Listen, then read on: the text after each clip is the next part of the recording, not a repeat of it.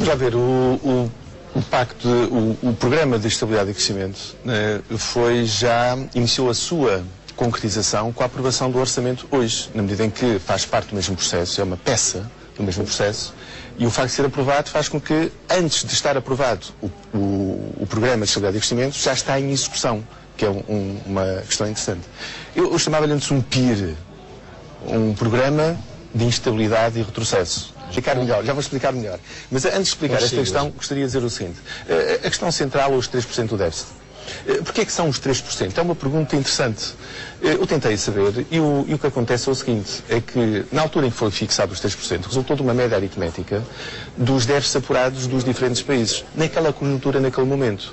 Ninguém me diz hoje que se o déficit apurado fosse 5, 6 ou 4, não estivéssemos hoje dogmaticamente estes partidos a defender que o déficit tinha que ser aquele. Portanto, esta é a primeira questão. A segunda questão que eu acho interessante é porque é que o déficit de 3% tem que ser assegurado por todos os países até 2013, quando a crise que se abateu sobre os países todos, Portugal tínhamos a crise interna, ainda veio a crise internacional, as economias são todas diferentes, os comportamentos são diferentes, os impactos negativos são diferentes e a capacidade de reagir também é diferente. Mas eu estou a reagir e a dizer que não estou de acordo com essa medida, que é uma medida que é contra os interesses nacionais, é isto que eu ia colocar. Não é? Porquê? Porque este processo faz com que os países que têm mais dificuldades económicas e que são mais frágeis tenham mais dificuldade de recuperar, logo têm que tomar medidas mais drásticas. Aliás, eu estou convencido que estes 3% vão para o caixote da história logo que eles entendam que já não serve. Porquê? Porque é um pretexto muito interessante para eles, naturalmente, para a direita e para os burocratas europeus e para os grandes grupos económicos, porque permite o quê? É um objetivo muito apertado que obriga a que se eliminem todas as funções sociais do Estado, se elimine tudo o que é público, se privatize e quando isto estiver resolvido, né, em benefício dos grandes grupos económicos, então, a partir daí, já nem é preciso os 3%, logo se vê. Aliás, os Estados Unidos têm um déficit à volta dos 5, 6% e não é por isso que têm problemas de desenvolvimento.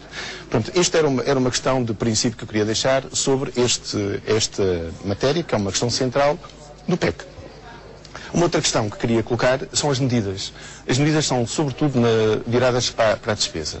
Hoje, o Ministro das Finanças, no Parlamento, antes da aprovação, disse que íamos iniciar em 2010 né, a redução do déficit com um contributo à despesa no valor de 60%. Ora, isso não faz nenhum sentido. Porquê? Porque o déficit que nós temos hoje, 9,3, é em 2/3 resultado da redução da receita. Então, porque se é resultado, sobretudo, da redução da receita, porque é que vamos reduzir o déficit, sobretudo, na base da redução drástica da despesa? Ok, mas é preciso dinamizar a economia e esse é que é o problema. As medidas que estão a ser tomadas são medidas que vão estrangular a economia. Por um lado, reduzem-se os salários, reduzem-se as pensões. Por outro lado, eliminam-se medidas de apoio à economia, em tempos de crise que tenham sido tomadas. Vai-se privatizar as joias da coroa, EDP, Galp, REN, as participações do Estado aí, tendo um objetivo de 0,1 do PIB em sede de redução dos juros, de intervenção nos juros, só que esse valor é obtido hoje pelos dividendos que o Estado recebe dessas empresas. Não faz sentido privatizá-las neste quadro. Depois, temos o aumento dos impostos em capital, através da redução das deduções à coleta, e temos um desemprego que se vai manter entre os 9,8 atuais e os 9,3 em 2013, portanto vai se manter estável esse desemprego histórico, e temos outra situação, que é que o crescimento económico é um dos mais baixos previstos para a Europa a 27, 1,7. Logo, percebe-se que o emprego não vai crescer, porque antes dos 2 pontos percentuais de crescimento do PIB, raramente se consegue ter uma intervenção sólida no emprego. Portanto, eu queria deixar aqui algumas notas de soluções alternativas, não é, para esta situação, visto que não basta criticar, é preciso sugerir. Digamos, a dimensão do mercado interno é uma questão central da nossa recuperação económica, porque envolve as micro, pequenas e médias empresas. Implica a melhoria dos salários e pensões, para que se possa comprar, né? Para que se possa produzir, para que se possa não importar e eventualmente exportar um pouco mais. As medidas de apoio à economia têm que se manter durante mais algum tempo e estão a ser reduzidas drasticamente através de uma saída do apoio público a essas medidas, e isso é errado, talvez até se justificasse. Algumas foram insuficientes, mas foram tomadas. Agora o que se vai fazer é retirar essas poucas medidas que foram tomadas, apesar de tudo. Não é? Aliás, os dados do INE de hoje, não é? Se eu puder falar a seguir, ainda explico melhor isso, os dados do INE de hoje dão um dado interessantíssimo. Baixaram as exportações. Interessantíssimo, não, são negativos. Baixam as exportações, menos 11,6%. Baixam o investimento, menos 12%. Isto é do quarto trimestre, mas já dá para fazer uma extrapolação para o conjunto do ano 2009. Reduziu-se o consumo privado em 0,9%. A única coisa positiva deste conjunto de dados é o consumo público. O que é o consumo público neste caso? Que aumentou 3,5%.